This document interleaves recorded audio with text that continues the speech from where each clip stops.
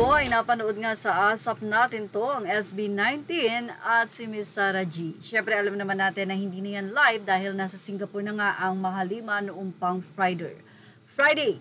At siyempre inabangan ito ng mga fans ni SG at ng SB. Well, may usap-usapan ngayon na tila niluluto daw ang muling kolaborasyon nila Miss SG at SB sa di umano ay concert.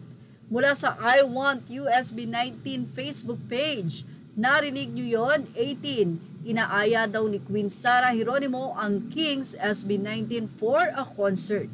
Umaaligid always on fire.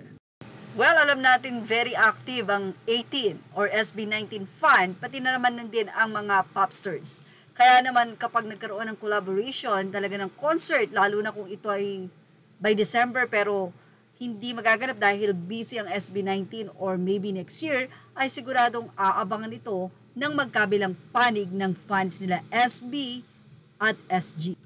Samantala, ibahagi lang natin ang di umano ay pag-request ng ibang lahi sa isang Korean singer na kung saan ay nagpe-perform sa isang concert at doon ay madidinig sa crowd ang pagsigaw ng mga audience na gento, something like that. So, nasa point na tayo na ibang lahi na ang nagre-request sa songs ng SB19. At pati nga ang nasabing Koreano na yan ay alam kung paano sayawin ang kantang gento na ibig sabihin, talagang kilala. At nadidinig na nga ang kantang gento saan mang sulok ng mundo. Ibinahagi din ng isang fan at inalala ang naging post ni Pablo noong October 18, I don't know kung ito ay 2019, na naka-post ang photo niya with Sarah Geronimo. Nagsisimula pa lamang dito ang SB19 na ipakilala ang kanilang music. At doon ay nakalagay ang ngiting tagumpay na abot ko na rin sa wakas ang tala. Ngayon naman ay kakulab na nila si Miss Sarah G at halos ang estado nila pareho na sa pagiging sikat.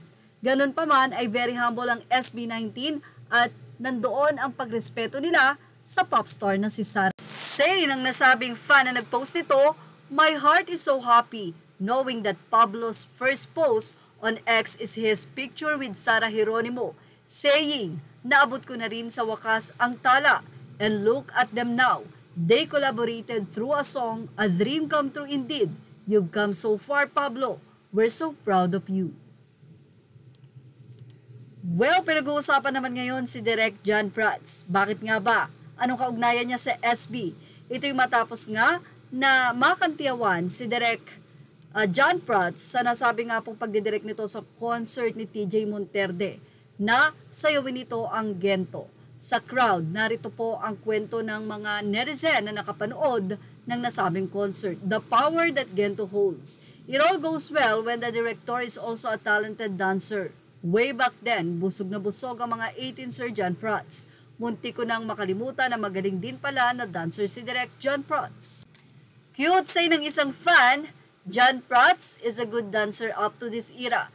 John Prats yata yan Walang katapusang gento na to hanggang 2030 pa ata to ang galing-galing ni John Prats. Well, may nagtanong nga na netizen kung saan daw ba sinayaw ni John Prats ang gento. Sinagot ito ng isang netizen at sinabi niyang kay TJ Monterde po kagabi dito sa Iloilo. Ayaw niya sanang mag-sample kaso makukulit kasi kami, kaya ayun napilit din. Akala ko team nila sa Singapore. Ay hindi po.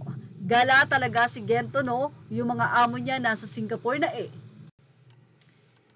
Well, maraming fans ang natuwa dahil isa itong pagsuporta. Sana sabi nga pong grupo ang SB19.